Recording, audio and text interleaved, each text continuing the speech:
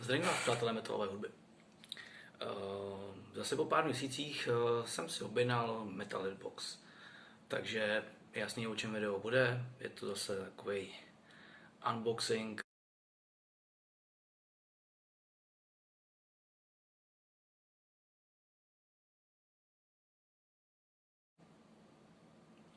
Tak, budu to nějak extra zdržovat. Vlastně v minulých 2 videích z loňského roku jsem už tak nějak povídal o tom, jak to chodí s tím objednáním, s tím dodáním. Tentokrát to bylo velice podobné, zase já jsem čekal nějaký 2 měsíce, než mi to došlo.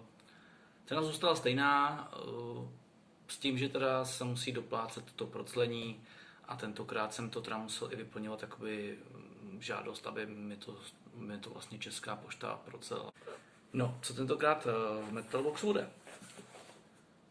Na vrcholu je jasně něco zabaleného, takže je to určitě tričko.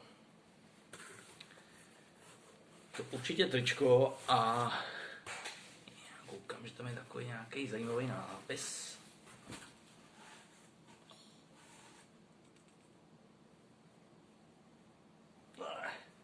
Pěkně zmuchlaný, koukám takový nějaký black metalový a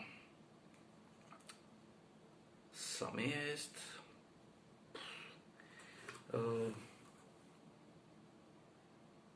Přiznám se, že to teďka upřímně nepřečtu a asi si to zjistím až po tomhle videu.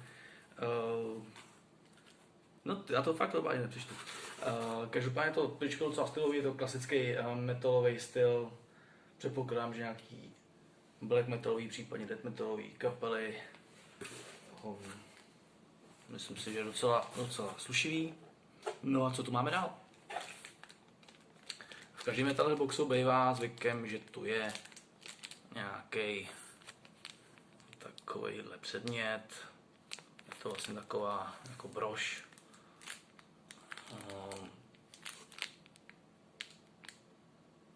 Je to klasický death metalový téma. To je zajímavý, takže to vždycky v každém metal boxu taková kravinka, ale proč ne? A zase se mi to leskne, už po několikátý vždycky, když ukazuju CDčko. Takovýhle slušlivý design. Už tady jako je podle obalu, že se jedná o nějakou thrash metal kapelu Excruciator. Neznám, nicméně font písma názvu té kapely jasně vypovídá o to, že jde nějaký vlastně old school thrash metal. A což tady se uvádí pro fanoušky Kreator, Exodus, Hyrax. Nemuselo by to být špatný. Album už je ale trošku starší, rok 2017. Čas taky Metalhead boxe bývá, že tam jsou prostě i trošku starší CDčka. Druhý CDčko z Metal boxu je ten hodně tmavý fešák. October Falls, The Womb of Primordial Nature. Tak tohle už je přece jen dost starý album z roku 2008. Název kapely mi něco říká, ale přiznám se, že jsem je doposovat neposlouchal, takže to asi napravím. A já si jenom otevřu to tričko, ono je ještě tady takhle přilepený. Tak chvilku by trvalo, než jsem to rozbalil, protože někdo tam na vršek CDčka přilepil ještě takovou izolepou. Vůbec nechápu proč. Ještě jednou ten cover. A je to fakt mavoučký. Trochu si říkám, jestli nepůjde o nějaký doom metal, příchutí black metal, těžko říct. To je takový otisk ruky. Zazvědavý, vypadá to dost temně a já potom do popisku stejně napíšu vždycky k těm kapelám, co to je zač, takže napíšu tam přesně, co to je žánrově, i odkud třeba jsou. A posledním albem, co tady je, tak je jenom takovýhle papírák, jo. A A je to sampler vlastně. Transcending Obscurity. Z tohle mám popravdě docela dost velkou radost, je to teda úplně nový. Tenhle ten rok Transcending Obscurity je indický vydavatelství hudby a jde postupně furt nahoru. Zaměřuje se především na ty extrémní žánry, jako je death metal, black metal, doom metal a vlastně to nějaký podnikatel, mladý chlap, velký fanoušek do metalu. Tohle vydavatelství moc dobře znám, protože jsem už od nich poslouchal docela dost dobrých věcí. A zajímavý určitě je, co tady koukám, vzadu jsou samozřejmě jména, od každé kapely je to písnička. A pro nás určitě bude nejzajímavější Ad Moriamur, protože to je česká kapela, která už od Transcending Obscurity vydala desku a teďka bude vycházet nová. A co vím, tak to vydavatelství se o ty kapely strašně dobře stará. Ty jednotlivé desky vycházejí v různých verzích, některých až opravdu, když si člověk říká, to musí být nějaká velká kapela, přitom jsou to vlastně furt dost undergroundové skupiny. Ad Moriamur je česká doom metalová kapela, velice zajímavá, poměrně originální. Možná to ještě o nich někdy bude řeč na mém kanále.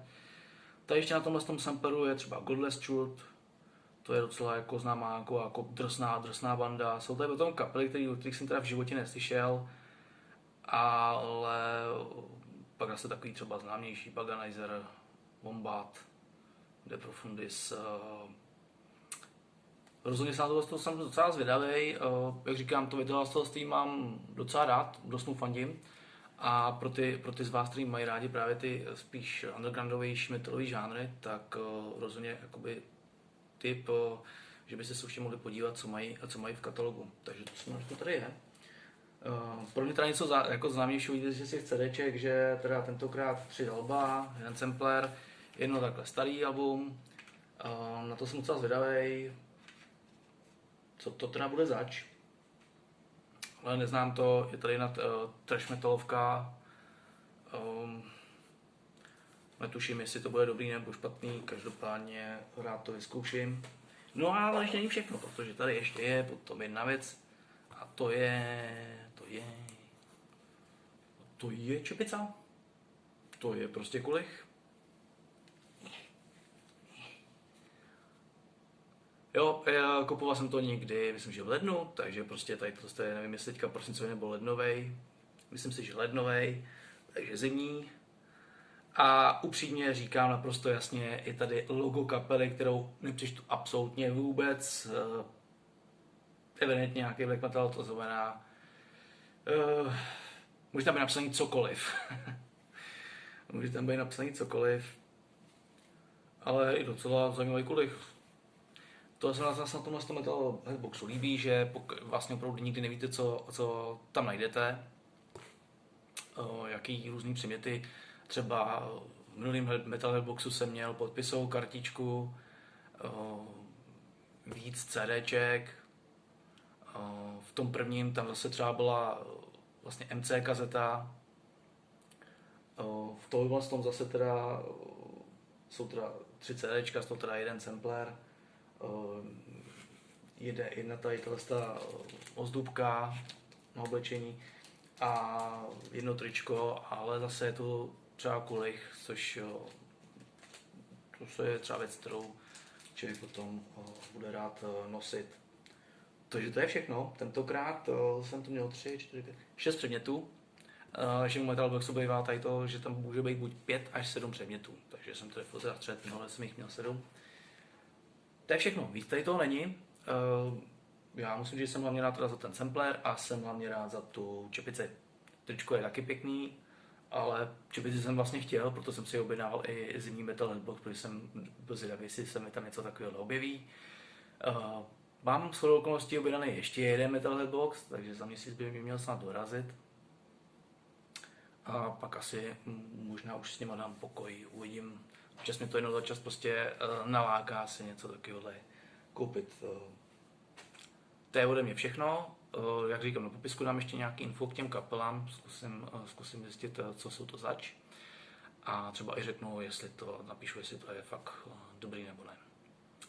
Tak jo, děkuji vám za sledování, mějte se hezky, poslouchejte metal a zatím ahoj.